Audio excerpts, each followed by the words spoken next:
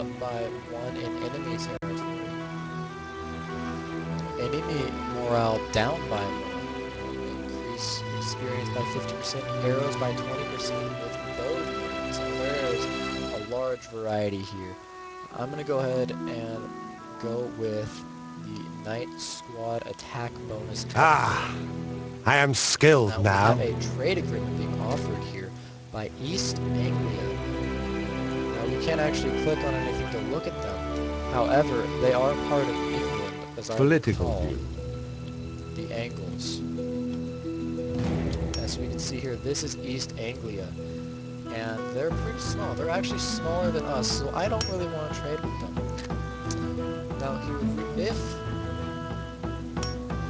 now they're offering a wedding. If we would reconsider if they would give us their princess to wed our prince. Now that seems like a pretty good deal of free marriage with someone of a similar area. So I'm going to go ahead and accept now, assign the royal marriage and the trade agreement. And so now my prince has a wife. Looking at this, you can see now Ulster is a little bit bigger here, and the Highlands aren't too happy with us, denoted by the red here. York is pretty much in love with us, and you can see they're winning. They're now bigger, owning this part of Wessex. Wessex now at an uneasy peace here with a royal marriage to York's prince and a non-aggression pact, so they can't rebel later without taking hits to kingdom power. York is still at war with Wales. Let's see in the future if they actually assimilate Wales as well. Note that eventually we may have to kill off York. So the stronger they get now, the harder the war will be later. That is if we want to take over all of this island area. So we can see our town authorities almost taken over here, just a few Town more seconds. authorities Here have we been go. taken over. Now this is our food wagon. As you move, your food will decrease. If you hit 0 on your food wagon, you will actually lose about half of your morale. Your army will be very upset, and you'll pretty much lose every battle that comes your way. Again, all these red bars, heavy deaths. Go ahead and refill the food wagon from the city's food stores. My guys are all pretty beaten up, so I'm going to go ahead and refill all squads for 800 gold. Now every squad is back up to full power. Again, we see a tax collector's office. Go ahead and get rid of that right away. And this city has a Fletcher, which means I can recruit archers. That's pretty good. However, again, I'm going to start with the N here. Very basic, makes people happy and adds workers, both a very good thing, and it's very cheap to start with. Notice wars, -9. This area is very nostalgic. They're A new unhappy building that has been someone built, conquered sire. them, and that will go away over time. Now I finished my toolsmithy back over here.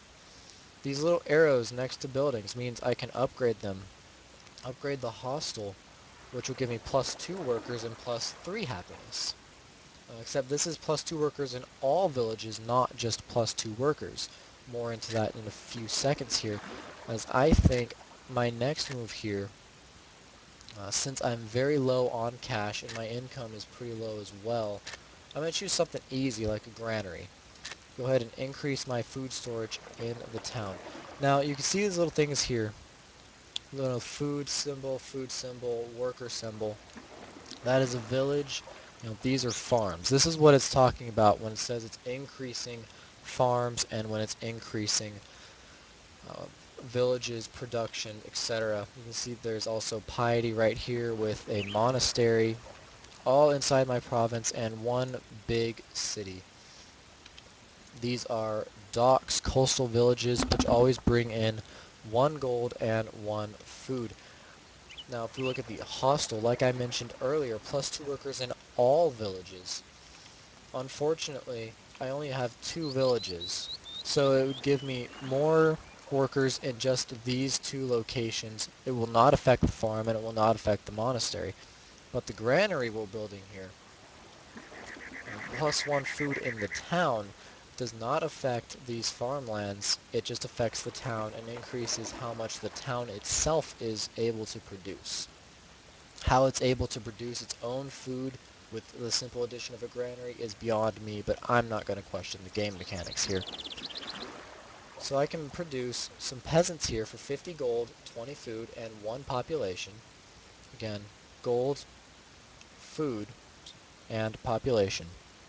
Or I can produce an archer for 500 gold, 50 food, and 1 population. Obviously very more expensive, but a guy with a bow and arrow is a little deadlier than a guy with some pitchforks here. However, and I'm always loving to play as the underdog, I'm going to hire 3 more peasant squads. Also, I really can't afford to get some Fletchers or some archers with the Fletchers because What is your they're pretty command? expensive to be getting this early in the game. Now notice there's a palisade wall around this city here. It will be very difficult to take the Highlands. As you can see, they are troubled. Right here, our reputation, our relation with the Highlands. They are troubled by us wiping out their neighbor. I would be too if I lost my neighbor. So as we see here, this will be a very difficult city to take, but from our previous experience of taking out Strathclyde, the city of Edinburgh, Yes? I think we should be able to take out the Highlands Move! as well. Move! Everybody out! Note, when you are attacking a city with walls, you're required to lay siege to it first. The longer you lay siege, the less likely they are to win, as you remove all their food stores over time. Now, laying siege this early in the game with peasants is not going to do much. You're not going to reduce their food stores very quickly.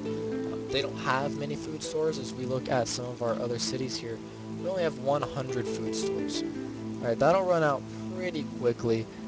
Part of why I'm building a granary over here in Ulster, as that will increase my food stores from 100 to 200, adding 100 extra food storage in the province. Now I'm kind of being a jerk here, and I haven't declared war on them. Now this could be a problem for them, as they don't know my military is coming. They can't see across the border. It's not in their jurisdiction.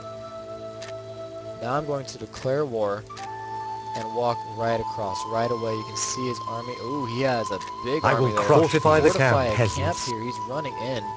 Go ahead and let the camp defend itself, because we have 2 cities that are about to finish their production.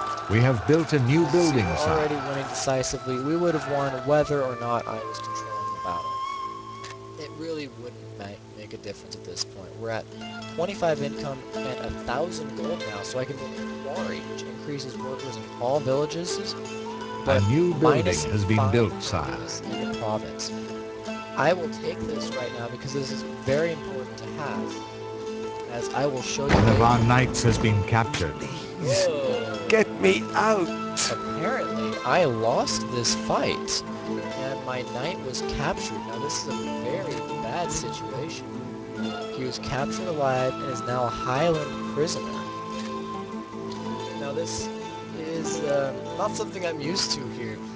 So let's go ahead and see how this changes everything. Sire, we have spotted enemy troops marching through our lands. The Highlands are now counter-invading me here with their king as their marshal. Now that explains it, as the king is the most powerful marshal in the entire game, followed by the prince and then your standard marshal.